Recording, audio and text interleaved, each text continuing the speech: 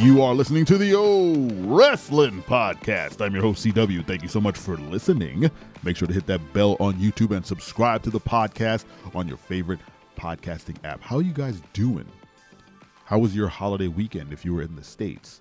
I don't know the word. I'm turned about because of that day off. So I think, as I'm recording this, which is a Wednesday morning, which is when you'll get it, I'm feeling like a Tuesday morning when I normally record. So forgive me. You will have this episode, and then I will record again tomorrow to fill out my Thursday episode.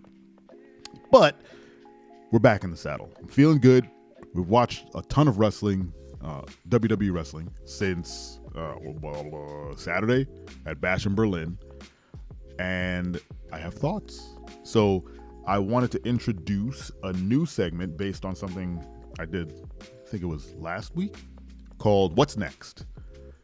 And What's Next, we're going to go over, what we think is next or what could be next, or just ask the question, what's next for certain gimmicks, tag teams, wrestlers, factions, storylines, whatever that has popped up in the past week or has just been going on for quite a while. And number one I want to cover is the Unholy Union, the tag team that won at Clash in the Castle, defeating, I think it was Bianca and Jade and Damage Control, I want to say, in a triple threat match, won the titles in a fluke, was booked straight to hell until this past Bash in Berlin, where Jade and Bianca took the titles back, honestly. And let's start with the name. Unholy Union's a terrible name for that tag team. Why? Well, they started off as witchy ladies who were doing spells and whatnot in their vignettes when they were coming back. But since then, they've all but dropped that angle. I haven't seen any more witchiness. I haven't seen any more spookiness from them. They're just a tag team, which is fine, but their name makes very little sense in the grand scheme of things now. So that's number one. They're lacking on a good name. But that kind of has permeated through WWE for the most recent months, the last 9 months. A lot of names have cropped up, and we've been through this, that are just not hitting. Unholy Union, Pure Fusion Collective. I don't really particularly like American Made. What's another bad one? There's so many. New Catch Republic.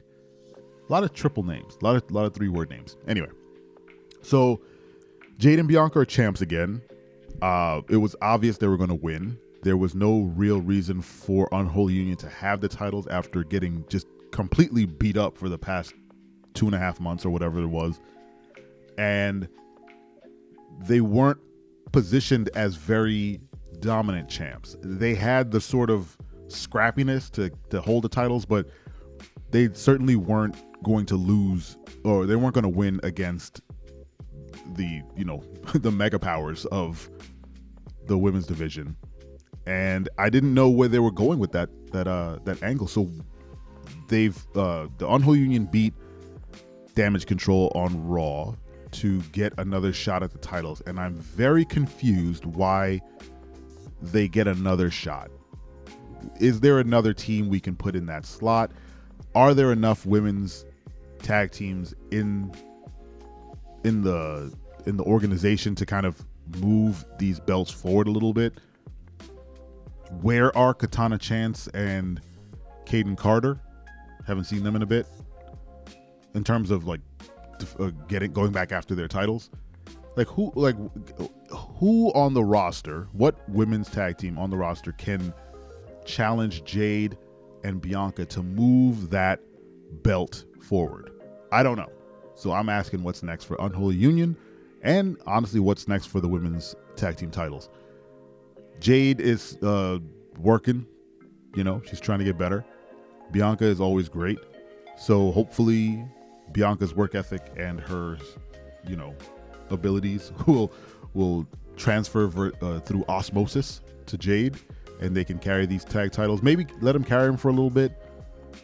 Don't sidetrack the titles, because it didn't it didn't feel like Unholy Union getting those titles moved anything forward. It felt, in hindsight, it feels like because they were in their home country that they went over, which is fine, but they did nothing with them. I wish they would have made them a bit more dominant or spooky, like make them do more witchy stuff to keep them with the titles, to keep that Unholy Union thing going. But yeah, they never did it. So next up on the What's Next list is the New Day. So they got all this quote-unquote press with Karrion Kross in the Final Testament. They brought in Odyssey Jones, who is now rumored to be out of the company. They've completed, I think, their feud with Karrion Kross and his motley crew of emo kids. And I'm asking, what's next? Now that Odyssey Jones is no longer in the picture, what is in store for Xavier Woods and Kofi Kingston? Kofi had a vignette in the back during Raw asking for a shot at the tag team titles, which is okay, but are we just abandoning Xavier Woods' sort of move into singles competition? I hope not. Even if they keep New Day as a unit, I'd like to see him continue to move on to doing more singles matches on his own and getting that singles praise, put him in some IC championships, maybe have him win that speed title so that he actually can say he won a singles title in WWE. Who knows? But the Odyssey Jones thing, it felt complete, let's be honest. Now, he's gone, but we're not losing anything because he did help them beat the Final Testament, and they did set up the whole, split between Kofi and Xavier. But now I'm questioning if they're going to follow through, if they're going to keep moving forward with that storyline. And in the same vein, what's next for Karrion Kross and his team? Like, how do you move that team forward? Their whole shtick seems to be they're like venomous. They poison teams or they poison certain individuals, and then those individuals go bad. That's been the kind of through line for Karrion Kross for the past couple of years, honestly, which I think if that was planned, I doubt it was. I think it was a large coincidence that they're paying off. But if that was sort of a plan, that's a great angle for him, but he has to win. Him and his team have to be dominant. They have to rack up some kind of, accolades to say that not only does he poison people, but he is a force to be reckoned with. Having him just be a guy who loses all the time but then corrupts other people isn't an angle. That's just, it's almost like, how do you write a story around a loser? Which I don't think he's a loser, but his character loses a lot. His group loses a lot. They have a lot of confidence for a group that doesn't do well. So I'm questioning what's next for both parties in that storyline. I'm hoping Xavier Woods gets his push. I'm hoping Karrion Kross racks up some wins. I'm hoping AOP needs needs a repackage. They still look too much like the Shield to me, and I don't get why they're not going after the tag titles. They're huge, and I'm sure they can put down the Judgment Day, but they're not in that mix. So again, what tag teams are in the mix for the Judgment Day's titles? We have, I almost called him Justin. We have Damian Priest and Jey Uso making a makeshift tag team and potentially going after those titles because of the angle. But that is just a thrown together tag team that I hope doesn't win. Give it to an established tag team. Get a tournament going. Do whatever you got to do, but get those titles, either keep them on Judgment Day or elevate another tag team. That's this episode of What's Next. I like this. I like positing. So let me know what you think in the comments, and let me know what you think is next for the people we talked about. Thank you so much for listening. This has been the Yo Wrestling Podcast. I appreciate you, and don't you ever forget.